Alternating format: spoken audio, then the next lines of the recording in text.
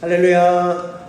아멘. 오늘 수요 예배 가운데 나오신 여러분을 환영하며 축복합니다. 우리 서로 바라보면서 이렇게 한 번만 인사 나눴으면 좋겠습니다. 주님이 유일한 길이 되십니다. 아멘. 오늘 우리가 이 말씀을 통하여서 말씀으로만 해석되는 인생이라는 제목으로 말씀 나눌 때 은혜 받는 저와 여러분들 되시기를 바랍니다. 우리가 얼마 전에 제가 말씀을 전할 때 예화였는데요, 사막에는 지도가 있다라고 말씀을 드렸습니다. 그런데 그 사막에 여러 길들이 마치 거밀줄처럼 엮여 있는데 지름길로 여겨지는 것 같은 길로 그 길이 나 있지 않았습니다. 무엇을 중심으로 길이 나 있습니까? 오아시스를 중심으로 길이 나 있습니다.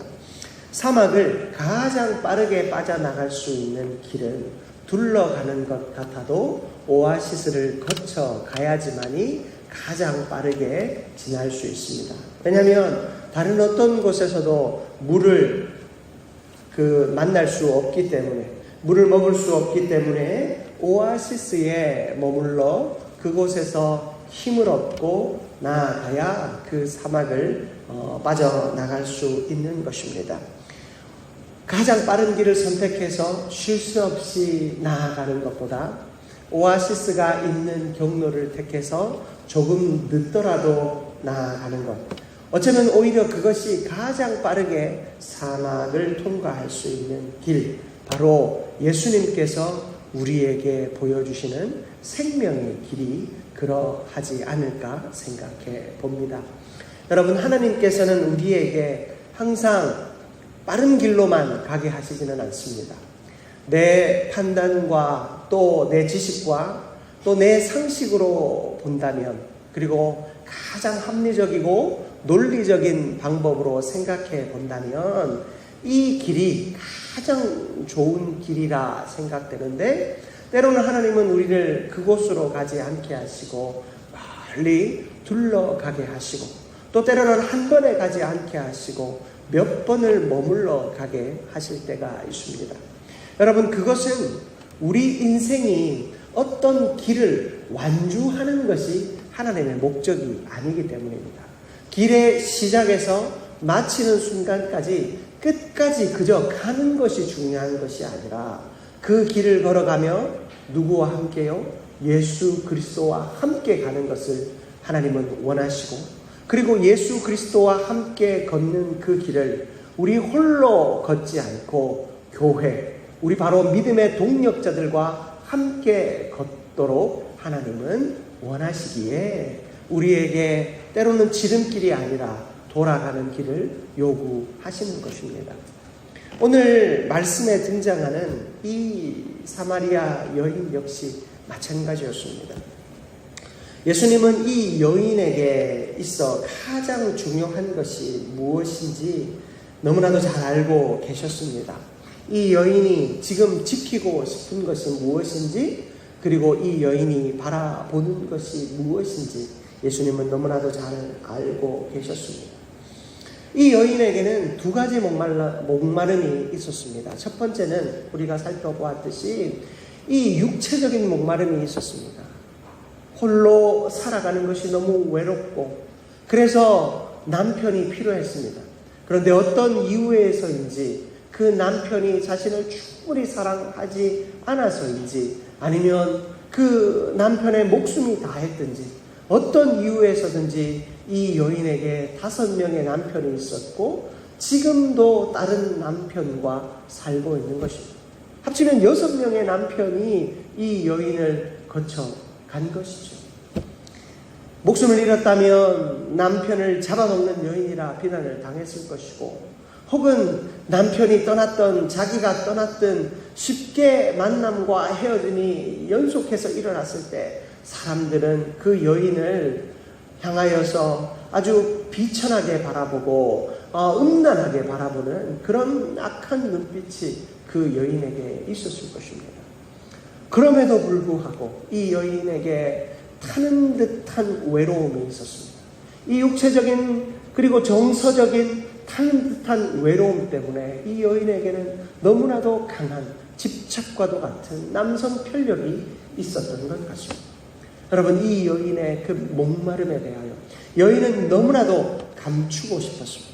그런데 예수님께서 그 여인에게 무엇라 묻습니까? 예수님은 이 여인을 향하여 16절 말씀에 가서 내 남편을 불러오라 라고 말씀하고 있습니다. 사실 이 여인이 예수님에게 요구했던 것은 무엇입니까? 우리가 15절 말씀을 읽었죠. 15절에 보면 내게 그런 물을 주사 목마르지 않고 또 여기 물 기르러 오지도 않게 하옵소서. 이 여인이 원했던 것은 무엇이었을까요? 여러분, 이 여인은 진짜 물을 원했을까요? 아니죠. 이 여인은 지금 내가 당하고 있는 이 창피한 순간을 더 이상 맞지 않게 해달라라고 말합니다. 여기에 물 기르러 오지도 않게 하옵소서. 무슨 얘기입니까? 이 우물에 물 길러 올 때마다 자신을 비난하고 욕하는 다른 여인들의 그 쑥덕거림을 듣고 싶지 않은 겁니다. 물 길러 올 때마다 자신의 자존심을 상하게 하고 자신의 밑바닥을 보게 하는 이 일을 당하지 않기를 원하는 것입니다. 그래서 영원히 마르지 않는 물을 달라고 이야기하는 것입니다. 그러니 예수님께서는 그냥 물을 줄 수 없었습니다. 그래서 예수님께서는 네 남편을 불러오라 라고 이야기합니다. 네 남편을 불러오라, 이 이야기는 무엇을 의미합니까? 여러분, 예수님은요, 이 여인이 목마르지 않는 것이 목적이 아니었습니다. 예수님의 목적은 바로 이 여인이 목마른 이유를 드러내는 것이 목적이셨습니다. 예수님이 이 여인이 평생 목마르지 않게 하겠다 하면 이 여인에게 무슨 기적을 행하시든지 아니면 진 옆에 우물이 나게 하시든지 뭐 그런 방법을 택하셨을 겁니다. 그런데 예수님의 목적은 이 여인이 목마르지 않는 것에 있지 않았다는 것입니다. 이 여인이 왜 목이 마른지, 이 여인이 왜 남자에 대하여, 남편에 대하여 갈급해하고 이 외로움의 문제 앞에 갈급해하고 있는지 그 이유를 발견하게 하기 위함이었습니다. 우리가 아파서 병원에 가면 그저 약만 대충 발라주면 될 수도 있습니다. 그러나 그 아픔의 이유를 정확하게 봐야 되지 않겠습니까? 그냥 내가 봐서는 그냥 타박상 정도인데, 여러분, 정형외과 가면 어떻습니까? 굳이 엑스레이를 찍습니다. 엑스레이로도 모자라서 초음파로도 한번 봅니다. 그래도 미심쩍으면 MRI도 찍습니다. 결과는 어떻습니까? 근육통입니다. 뭐 이렇게 나오면 그런 많은 돈을 들이고도 조금 허무함이 있죠. 그러나 이 단순히 근육통으로 보이는 그 이면에 뭔가 숨어 있는 것이 있을 수 있으므로 살펴봐야 하는 것입니다. 저도 그런 경험들이 종종 있습니다. 제가 예전에 발 뒤꿈치를 그러니까 너무 아파서 걸을 때마다 아프고 뭐 뛰지도 못하겠고, 그래서 병원에 갔더니 엑스레이를 찍었는데요, 아무 이상이 없다니. 그래서 집에 돌아왔는데 너무 아픈 거예요. 그래서 다른 병원에 갔더니 이제 이 발의 각도를 바꾸어서 찍었는데요, 거기에 미세 골절이 있는 거예요. 이게 피로골절로 이렇게 생긴 골절인데 어떤 충격을 받기보다는 피로골절로 이렇게 생긴 건데요, 이게 엑스레이에 정확하게 나오지 않아요.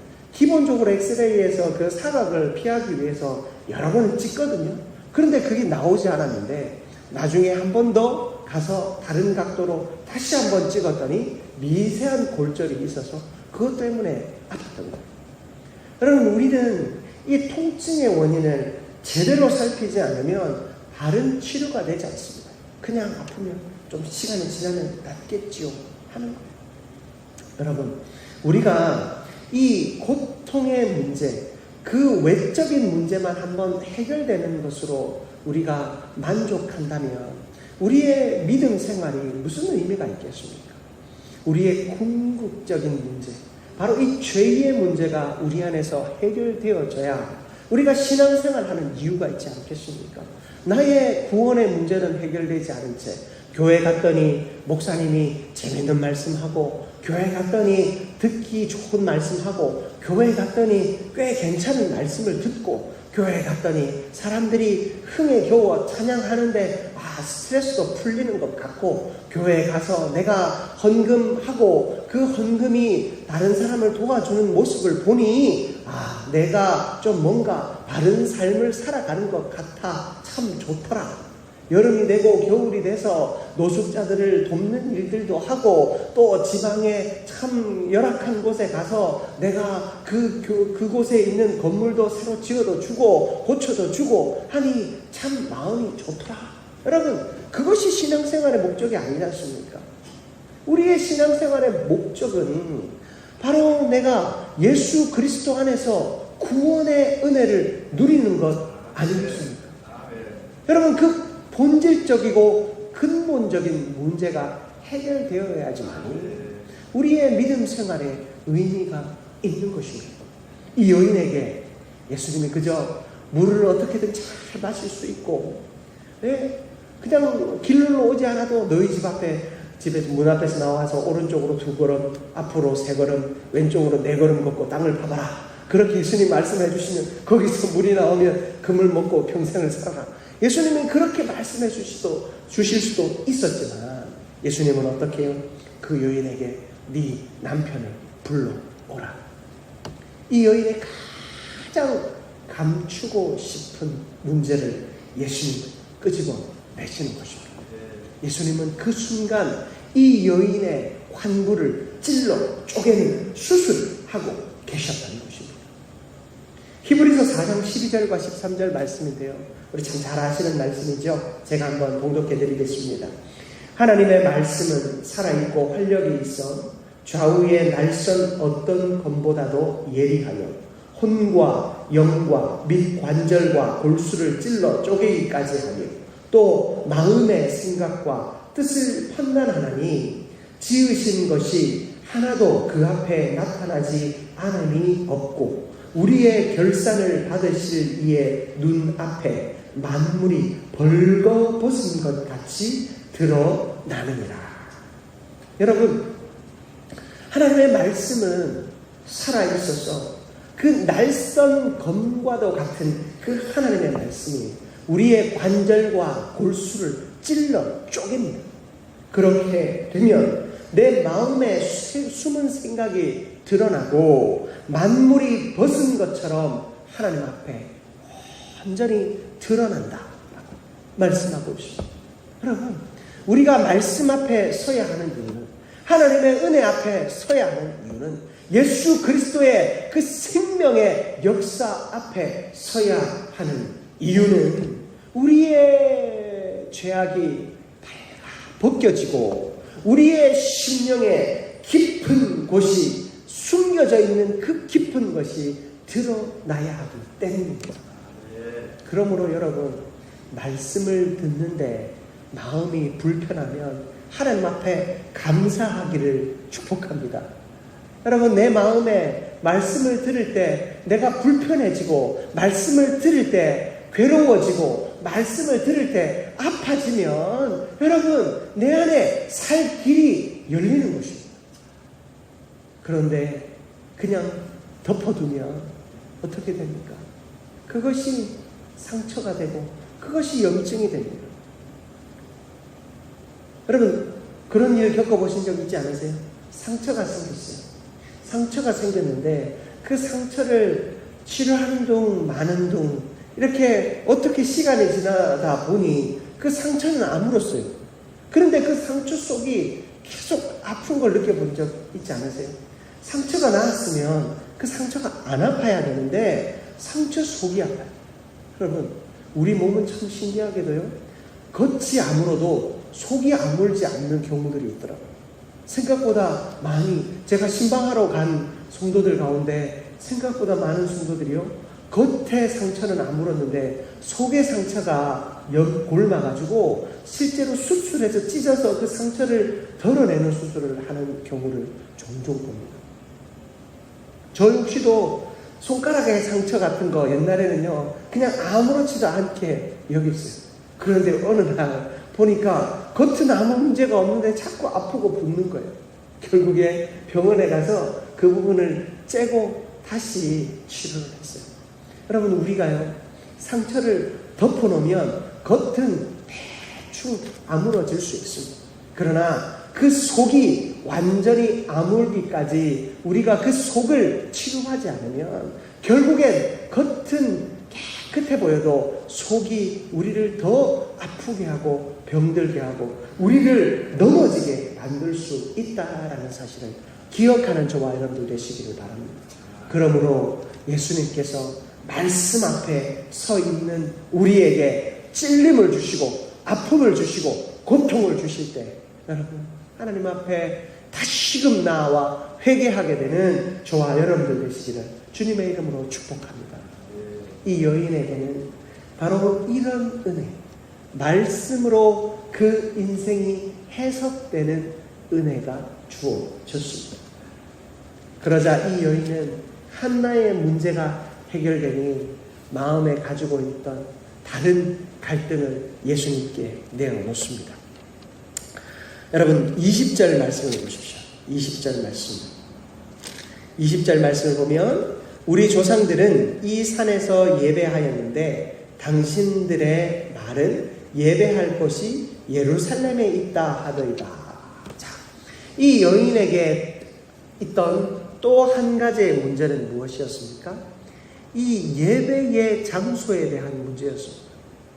이 여인에게 이 육체적인 목마름도 있었지만 영적인 목마름도 있었습니다. 이 여인은 참 예배하고 싶었습니다. 그런데 사마리아는 어떤 곳이었습니까? 하나님께서 이 사마리아 사람들에게 참 치질이도 복을 주시지 않았어요. 이 사마리아 사람들은 아수르의 포로 정책에 의해서 이방 민족들과 섞여버렸죠. 그래서 그들은 민족의 정체성을 온전히 지키지 못했어요. 이 육체적인 혈통을 잘 지키지 못하니 이 유다 사람들이 그들을 향하여서 아주 정죄하고 그들을 천하게 여기고 이방인들보다 더 악하게 생각한 것입니다. 그러니 이들이 예배할 곳이 없었습니다. 그들도 예루살렘으로 나아가기를 원했습니다. 예루살렘에서 하나님을 예배하기를 원했습니다. 그곳에 하나님이 임재하신다고 하는데 우리도 예루살렘으로 나아가고 싶었지만 사람들이 예루살렘으로 그들이 나오는 것을 허락하지 않았습니다. 유대인들은 그곳으로 지나가는 것조차 부정하게 여기는 곳이 사마리아였습니다. 그래서 그들은 어쩔 수 없이 그들 안에 있는 상당들에서 예배를 드릴 수밖에 없었습니다. 이 여인에게 그 예배 드리는 장소가 바르지 않으니 그곳에서 예배하는 것이 늘 불편했습니다. 거기서 예배하면 살아계신 하나님이 역사하고 계심에도 불구하고 은혜가 없는 것 같고 능력이 없는 것 같고 구원이 없는 것 같고 생명이 없는 것 같아 보였습니다. 그런 그가 예수님께 묻죠. 그러자 예수님께서 무엇라 말씀하십니까? 여러분 21절 말씀 같이 한번 봉독하겠습니다. 예수께서 이르시되 여자여 내 말을 믿으라. 이 산에서도 말고 예루살렘에서도 말고 너희가 아버지께 예배할 때가 이르리라. 아멘. 여러분 예수님께서 무엇라 말씀하십니까? 장소의 문제가 아니다. 장소의 문제가 아니다 이야기하고 있어요. 그러면 뭐가 문제일까요? 여러분 23절과 24절을 같이 봉독합니다. 아버지께 참되게 예배하는 자들은 영과 진리로 예배할 때가 오나니 곧 이때라. 아버지께서는 자기에게 이렇게 예배하는 자들을 찾으시느니라. 하나님은 영이시니 예배하는 자가 영과 진리로 예배할지니라. 아멘. 여러분 하나님이 영이시므로 우리는 하나님께 영과 진리로 예배해야 되는데 바로 우리가 예배할 대상이 누구인가? 우리의 예배를 받으시는 분이 누구신가? 그리고 그 예배하는 방법이 중요하다는 것입니다. 어떤 방법입니까? 영과 진리로 그 하나님께 예배한다면 장소가 중요한 것이 아니다라고 이야기하고 있습니다. 여러분, 영과 진리로 예배한다라는 것은 무엇일까요? 여러분, 우리의 기도는 누구를 통해서 하나님이 들으십니까? 예수 그리스도. 예수 그리스도를 통해. 그래서 우리가 예수 그리스도의 이름으로 예배하지 않습니까? 영과 진리로 예배한다라고 하는 것은요, 예수 그리스도 중심의 예배를 우리가 드려야 한다라는 것입니다. 예수 그리스도가 우리의 구원자이시다라는 사실에 대한 선포와 확신이 없는 예배는 죽은 예배입니다. 왜 이단인 줄 아십니까? 그들은 구원의 방편에서, 구원의 방법에서 예수 그리스도를 왜곡시킵니다. 내가 예수라고 이야기합니다. 니들이 믿는 예수가 바로 나라고 얘기합니다. 여러분, 예수 그리스도만이 우리의 유일한 길이시요 생명이 되는 줄 믿습니다. 예수 그리스도가 있는 예배, 예수 그리스도를 기억하는 예배, 예수 그리스도의 임재가 있는 예배만이 우리를 하나님께 예배하는 진정한 예배자가 되게 하고 하나님이 기뻐하는 온전한 예배를 드리게 하는 줄 믿습니다. 여러분, 예수 그리스도가 우리 안에 늘 기억되어져야 하고 예수 그리스도가 우리 안에서 날마다 확신되어져야만이 우리는 하나님이 기뻐하시는 예배를 드릴 수 있는 것입니다. 그러므로 여러분, 우리는 이 예배의 자리에서 누구를 기억해야 합니까? 예수 그리스도를 기억해야 하는 것입니다. 요즘에 한국 교회에 유행하는 것이 있습니다. 뭔 줄 아십니까? 예수 그리스도 중심의 성경 읽기입니다. 큰 교회들 중심으로 이 예수 그리스도 중심의 성경 읽기가 유행인데요. 무슨 얘기냐면 모든 말씀의 그 방향이 누구를 향해 있다고요? 예수 그리스도를 향해 있다라는 거예요. 그래서 우리가 말씀을 읽을 때에도 구약의 말씀이 항상 어디를 향해 있습니까? 예수 그리스도, 언약의 완성이신 예수 그리스도를 향해 나아가 있습니다. 그러므로 우리가 말씀을 읽을 때 예수 그리스도를 묵상하는 것입니다. 이 말씀을 통해서 이 예수님의 그 구원의 역사를 내가 기억하고 떠올리는 것입니다. 그렇게 할 때에 그 말씀이 생명이 되고 능력이 됨을 믿고 그러한 운동들을 펼쳐나가고 있습니다. 여러분, 우리 안에 예수 그리스도에 대한 고백과 예수 그리스도를 간절히 사모하고 찾는 모습이 있을 때 하나님이 기뻐 받으시는 참된 예배가 될 줄 믿습니다.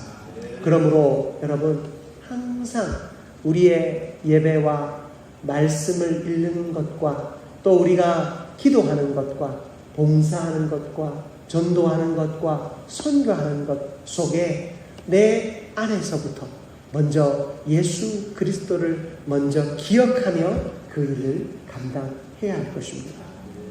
여러분, 예수님께서 이 여인에게 하시는 말씀이 참 놀랍습니다. 여러분, 25절에 보면 이 여인이 예수님의 말을 다 듣고 나서 뭐라고 말합니까? 메시아, 그리스도라고 하는 이가 내가 올 줄 믿는다. 그가 오시면 우리에게 이 모든 걸 알려줄 것이다. 지금 예수님께서 그리스도가 다 말씀해 주고 있는데 이 여인은 아직도 예수 그리스도를 만나지 못합니다. 지금 이 경건한 유대인이라고 얘기하는 오늘날의 유대인들 역시도 아직 예수를 기다리고 있잖아요. 그들 경건한 유대인들은요, 아직도 예수를 기다리고 있어요. 메시아를 아직도 기다리고 있어요. 그들은 오시지 않은 신약 성경을 믿지 않아요. 그들은 율법만 생각하면서 아직 오실 예수를 기다리고 있어요. 여러분, 아직도 오실 예수를 기다리는 저들의 모습이 바로 이 여인의 모습과 같습니다. 그런 그에게 예수님이 직설적으로 말씀하십니다. 26절에 보십시오. 예수께서 이르시되 내게 말하는 내가 그다 하시니라. 아멘. 여러분, 하나님의 말씀을 묵상하고 우리가 이 교회에서 말씀을 듣고 있다면 여러분, 우리는 이 사실을 의심해서는 안 됩니다. 내가 바로 그다 라고 말씀하시는 예수 그리스도의 음성을 우리는 의심해서는 안 됩니다. 말씀이 선포되어질 때 예수님께서 나에게 말씀하여 주시는구나. 나의 삶에 은혜가 부어질 때 주님께서 나에게 은혜를 부어 주시는구나. 그 확신과 그 믿음의 자리를 우리는 결코 떠나서는 안 되는 것입니다. 예수 그리스도에 대한 확신이 내 안에 있을 때 여러분, 내 삶이 비로소 새로워지는 줄 믿습니다. 예수님께서 말씀으로 우리에게 찾아오십니다. 그 말씀이 우리를 진정으로 해석해 주시는 것입니다. 이 사마리아 여인의 육체적인 삶까지도 하나님은 말씀으로 해석해 주셨습니다. 그리고 그가 간절히 사모하는 이 예배에 대한 문제도 예수 그리스도 안에서 예배하고 예수 그리스도 중심으로 살아간다면 네 삶은 구원의 반열 가운데 있다라는 사실을, 그 말씀을 통해서 그 여인의 인생을 해석해주고 계시는 하나님의 역사가 지금 여기에 일어나고 있는 것입니다. 사랑하는 성도 여러분, 그러므로 우리는 이 예배 속에서 말씀의 은혜를 누리고 이 예배 속에서 예수 그리스도를 만날 수 있기를 축복합니다. 예수 그리스도의 빛이 우리 가운데 비치면 여러분, 우리의 모든 생각과 마음이 드러납니다. 우리의 죄악도 드러나고요, 우리의 간절한 소원도 드러납니다.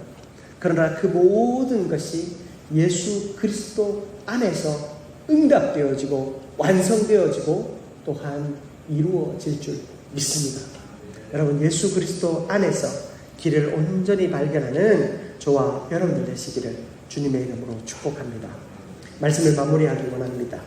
여러분, 미국의 미래학자 니콜라스 카라고 하는 사람이 한 책에서 이런 이야기를 했습니다. 지금 인터넷이 하고 있는 일로 보이는 것은 집중과 묵상을 위한 나의 역량을 깎아놓는 것이다. 인터넷은 정신 집중을 가로막고 방해하는 시스템으로서 의도적으로 주의를 분산시키도록 고안된 기계이다. 이 니콜라스 카라고 하는 사람은 미래학자예요. 미래학자는 지금의 이 디지털 문명과 요즘 AI라고 하는 것들을 아주 깊이 분석하고 그것이 우리의 미래에 어떤 영향을 줄 것인가 분석하는 사람입니다. 그런데 이 사람은요, 이 말을 어떤 책에서 했냐면 생각하지 않는 사람들이라는 책에서 이야기하고 있어요. 뭐냐면 요즘 사람들이 생각하지 않는다는 거예요. 그저 시각적인 자극과 그 시각적인 자극에 모든 생각과 마음을 다 빼앗기고 있으니 집중하지 못하고 분산된 삶을 살아간다. 그러니 어때요? 기계에 자신의 모든 것을 빼앗기는 것입니다. 여러분, 기계를 이길 수 있는 것은 집중된 인간의 정신이다라고 미래학자들이 이야기하고 있습니다. 우리는 이것을 믿음의 자리로 대입해 본다면 여러분, 우리의 세상의 어떤 문화와 가치들, 세상이 우리에게 요구하는 수많은 것들의 마음과 생각을 빼앗기고 있어요. 그 마음과 생각을 다 빼앗기고 예수 그리스도를 향하여, 말씀을 향하여 집중하지 못하니 우리의 신앙생활도 이 세속의 문화 앞에 다 빼앗기고 살아가는 것입니다.